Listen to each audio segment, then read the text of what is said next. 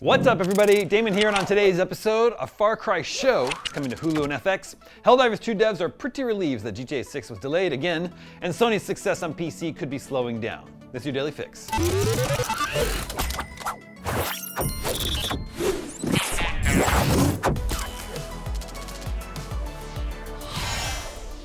Far Cry is getting its very own TV adaptation thanks to It's Always Sunny's Rob Mack and Fargo's Noah Hawley.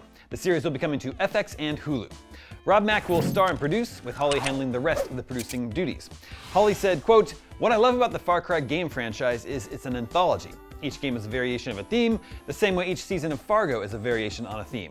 To create a big action show that can change from year to year while always exploring the nature of humanity through this complex and chaotic lens is a dream come true. I'm excited to partner with Rob and bring our shared irreverent, ambitious sensibility to the screen." Like the games, each season of the show will take place in a different setting, but will feature Mack in the starring role.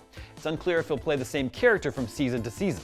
In the games, the settings range from Montana in the US to Nepal in the Himalayas, the plains of Africa, and even a dystopian 80s-inspired alternate present day. This also isn't Rob Mack's first foray into gaming-related television. He partnered with Ubisoft for Mythic Quest on Apple, where his character was a game developer working on an MMO at a fictional game studio. And Noah Hawley has worked on big IPs before, most recently with Alien Earth and the X-Men adjacent Legion, both for FX and Hulu. Moving on, Helldivers 2 developer Arrowhead is relieved the Grand Theft Auto 6 was delayed until later in 2026. Speaking to the game business, Arrowhead CEO Shams Jorjani said the GTA 6 delay was like a, quote, "stay of execution." He continued, "If it's releasing 6 months later, then that means that's another 6 months of uninterrupted work without GTA looming over us." Jorjani also said that when GTA 6 finally does drop, it will, quote, "blot out the sun in a way unimaginable." Elsewhere in Helldivers 2 news, the game is finally getting a minigun and other fan-requested weapons in the new Predator-inspired Python Commandos warbond. This is, of course, a reference to the weapon wielded by Jesse the Body Ventura in the classic 80s sci-fi action film Predator. Other weapons coming are a new flamethrower-equipped guard dog drone called the Hot Dog and a combo assault rifle and grenade launcher. And you get new armor sets with one that is the official uniform of the League of Patriotic Arm Wrestlers that is, to quote the description, guaranteed to give your squad bigger and more rippling biceps to intimidate the enemy. Dylan! You son of a bitch.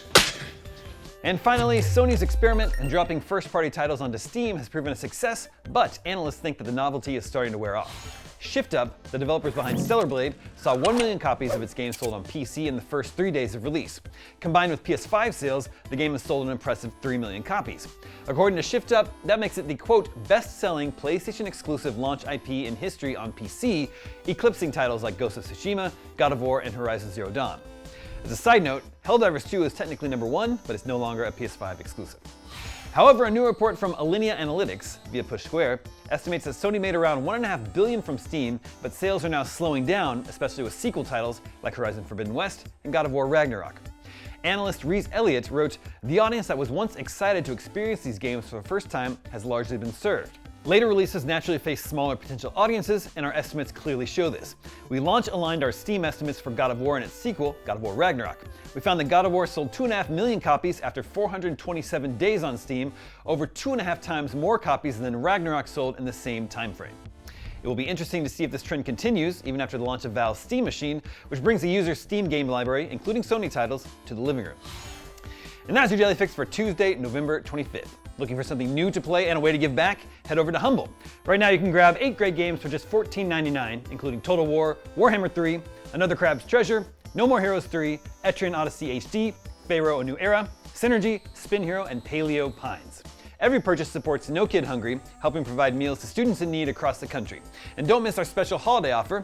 Get an annual subscription for $124.99, down from $154.99, when you use the code HOLIDAY25IGN, available now through December 1st.